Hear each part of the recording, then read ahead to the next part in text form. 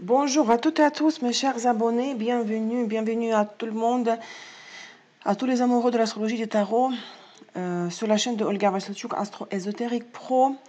Bienvenue au Taroscope pour les Gémeaux, pour la nouvelle lune en Lion du 8 août 2021.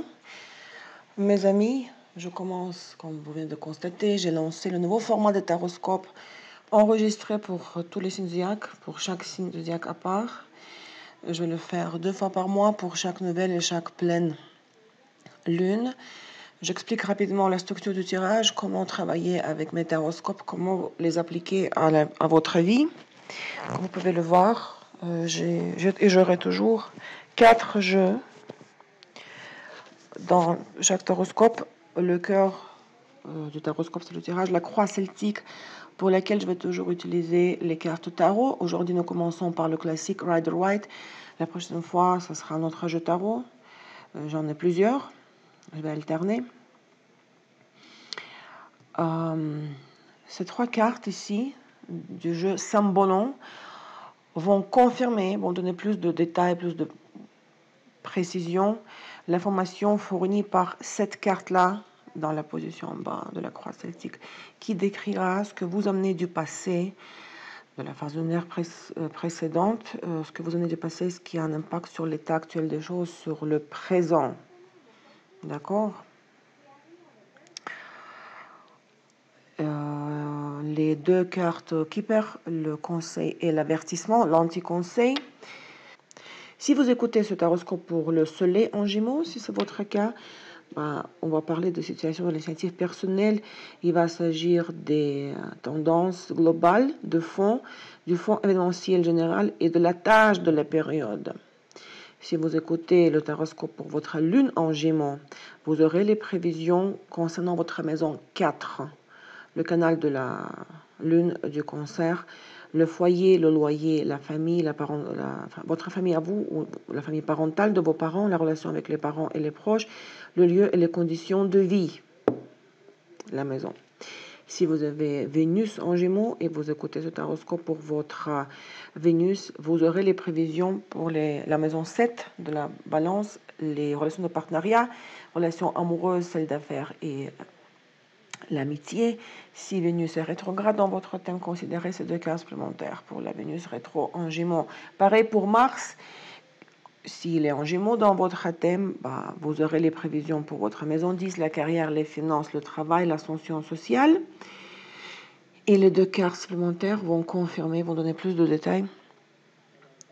Dans 10 en plus, un petit quelque chose simplement supplémentaire pour votre Mars en Gémeaux rétrograde. Si vous avez Gémeaux ascendant en Gémeaux, la surprise de la période se trouve ici. Vous considérez que le bloc des cartes Lenormand. Alors c'est parti. Et mes amis, laissez les likes et les commentaires parce que leur nombre, que je vais calculer, compter 3 jours la veille de la sortie des taroscopes pour la phase lunaire suivante, leur nombre va déterminer l'ordre de la sortie des taroscopes. Le signe qui aura son taroscope toujours en premier sera le signe qui fêtera son anniversaire pendant la période. Les autres signes vont recevoir les taroscopes en fonction du nombre des réactions des spectateurs, les likes et les commentaires. Alors c'est parti, la nouvelle lune en Lion, 16-14 de Lyon, 16h50 Moscou, 9h50 Montréal, 15h50 Paris. L'état actuel des choses pour les Gémeaux, le mat et le 9 de coupe. Waouh, c'est extraordinaire. Vous êtes au début du nouveau cycle. Vous avez bouclé l'ancien cycle qui s'est terminé avec la carte, avec le monde, la carte numéro 21. La dernière carte du jeu de tarot. Vous commencez un nouveau cycle et cela vous rend très heureux. Ce n'est pas seulement la contemplation, l'envie, le rêve de passer à autre chose, de terminer l'ancien cycle, le sortir de l'ancienne dynamique. Vous êtes en plein dedans, hein? Et cela vous réjouissez de cela, cela vous rend heureux, c'est l'exaltation, c'est cet état émotionnel exalté, c'est ce que vous ressentez réellement dans votre cœur aujourd'hui. Vous avez tourné la page, vous avez fermer les anciennes portes pour pouvoir ouvrir les nouvelles portes. Qu'est-ce qui vous a amené jusqu'à là? Qu'est-ce qu'un impact sur le présent du passé? L'as de bâton, c'est parfait. Beaucoup d'énergie. Tout ce que vous avez aujourd'hui, c'est grâce à vos propres efforts. Beaucoup d'enthousiasme, beaucoup d'énergie physique, surtout le feu. L'énergie physique et l'initiative personnelle. Vous n'êtes pas en train d'attendre passivement. Vous prenez le taureau par les cornes et vous agissez. On va tout de suite confirmer avec les symboles notre as de bâton. Et regardez comme c'est intéressant. Vous avez cette carte en anglais s'appelle Prevention, prévention. Bon, je m'explique. Bélier, Mars, Saturne, Capricorne. Vous voyez le guerrier qui est en train d'essayer de percer, de faire un trou avec son épée dans une pierre, ce qui est techniquement impossible, et c'est pour ça que nous avons Saturne Capricorne ici. Donc, cette carte symbolise la situation quand vous avez fait beaucoup d'efforts qui n'ont pas donné de résultat, les efforts inutiles, parce que le destin est plus fort que votre effort personnel. Donc, le blocage, un échec, donc les efforts fournis en vain. Si c'est dans une relation, si c'était le cas d'une relation, vous vous êtes libéré de cette relation. Regardez, Vénus, Balance, Uranus, Verseau. Vous vous êtes libéré d'une séparation, mais parce que c'est vous qui avez décidé qu'il faut que je me concentre sur moi. Vénus, Taureau. Cette carte s'appelle la bien-aimée. C'est vous-même. Regarde, elle se regarde dans le miroir, elle dit non, je dois penser à mes besoins. Je n'ai reçu rien dans cette relation qui me valoriserait au conditionnel. Mes efforts étaient vains. Je m'aime maintenant, je commence par m'aimer moi-même. Je me libère de cette impasse, de cette relation que vous pouviez comparer à une rue sans sortie. Hein. En espagnol, calle sin salida. La sortie, il n'y avait pas de sortie, c'est pas dessus. Hein. Les efforts étaient inutiles. Vous êtes libéré de cette relation, vous avez décidé de vous aimer vous-même, d'agir, de prendre, d'avoir le contrôle sur votre vie. Vous avez tourné la page, vous avez commencé un nouveau cycle et vous vous sentez très fier de vous et vous imaginez encore plus de choses, plus de belles choses qui vont venir. Alors le passé récent, 3 de Pentacles. Vous vous êtes tourné vers les autres personnes. Sans trop entrer dans la profondeur, mais vous n'êtes pas en train de vous lamenter sur le passé, en train de mourir en vous plongeant dans les souvenirs du passé. Je ne sens pas beaucoup de regrets.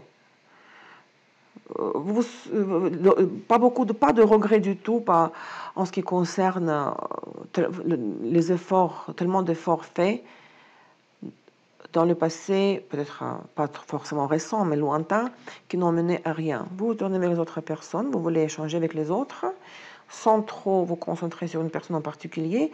Le zénith du tirage à quoi vous devez aspirer et qu'est-ce qui fait partie, qu'est-ce qui constitue le potentiel de la situation, eh bien, c'est le 9 de Pentacle. Hein.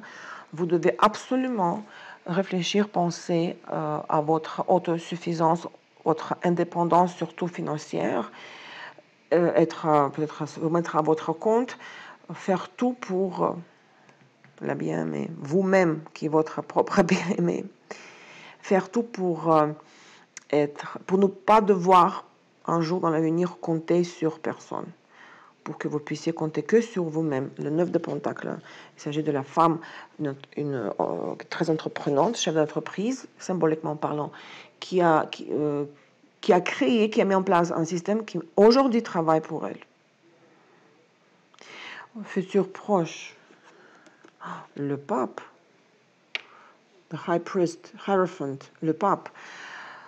Le 5e élément, les forces suprêmes vous guident, vous aident, vous protègent.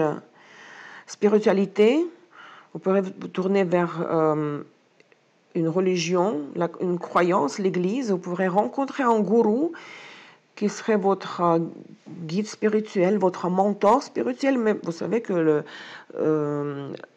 pape, c'est souvent aussi la carte du mariage, de l'engagement officielle, que ce soit au travail ou en amour.